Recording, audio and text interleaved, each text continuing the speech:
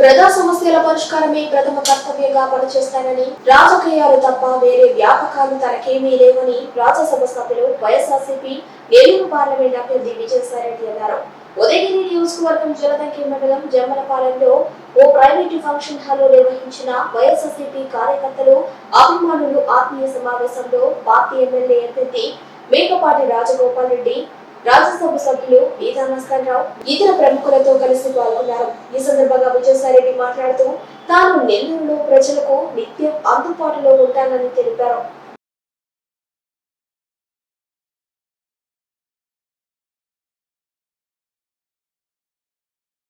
ప్రజా సమస్యల పరిష్కారమే ప్రథమ కర్తవ్యంగా పనిచేస్తానని, రాజకీయాలు తప్ప వేరే వ్యాపకాలు తనకేమీ లేవని రాజ్యసభ సభ్యులు వైఎస్ఆర్సీపీ నెల్లూరు పార్లమెంట్ అభ్యర్థి విజయసాయిరెడ్డి అన్నారు.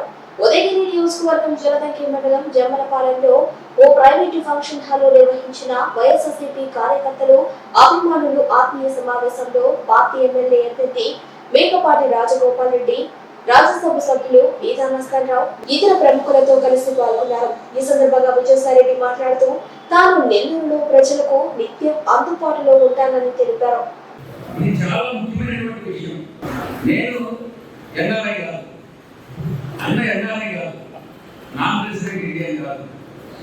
తెలుగుదేశం పార్టీ అభ్యర్థి కాకర్ల సురేష్ ఎన్ఆర్ఐ, తెలుగుదేశం పార్టీ విమర్శించేటటువంటి వ్యక్తులు కొంచెం మైండ్ అప్లై చేయాలి. ఎక్కడో దేశంలో నివసించేటటువంటి వ్యక్తుల్ని తీసుకొచ్చి ఇక్కడ అభ్యర్థిగా నిలబెట్టి ఎన్నికలు పూర్తయిన తర్వాత కాకర్ల సురేష్ వెళ్ళిపోతాడా అమెరికాకో, లండన్కో, లేకపోతే ఇతర దేశాలకో, సాయిరెడ్డి అన్న రాజగోపాల్ అన్న వెళ్ళిపోతారా? మీరే అర్థం చేసుకోండి. ఇంకొక విషయం కూడా చెప్తా ఉన్నా, నాకేం వ్యాపారాలు లేవు, 365 రోజులు రాజకీయాలు.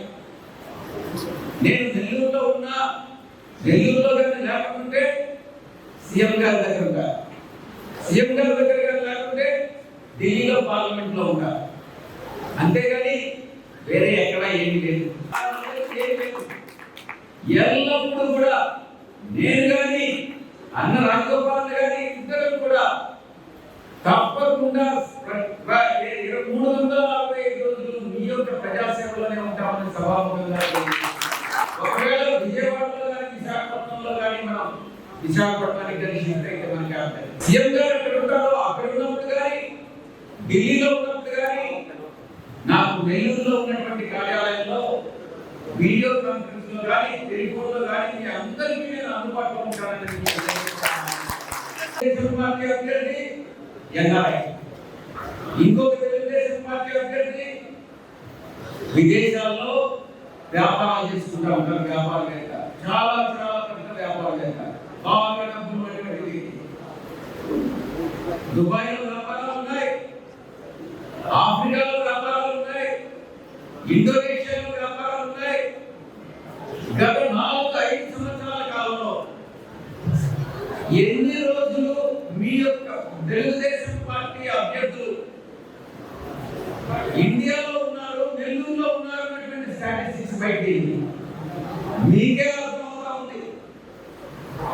వీళ్ళు నిజంగా తెలుగుదేశం పార్టీ అభ్యర్థులుగానే మనం ఎన్నుకుంటే వీళ్ళు నిజంగా ప్రజల్లో ఉంటారా, ప్రజలు సేవ చేస్తారా, లేకుంటే విదేశాల్లో వాళ్ళ వ్యాపారాలు చేసుకుంటారా, వాళ్ళ యొక్క పదవిని ఉపయోగించుకొని అన్నటువంటి విషయాన్ని మీరు గమనించుకోవాల్సిందిగా మీ అందరికీ కూడా విజ్ఞప్తి చేసుకుంటా ఉన్నాను.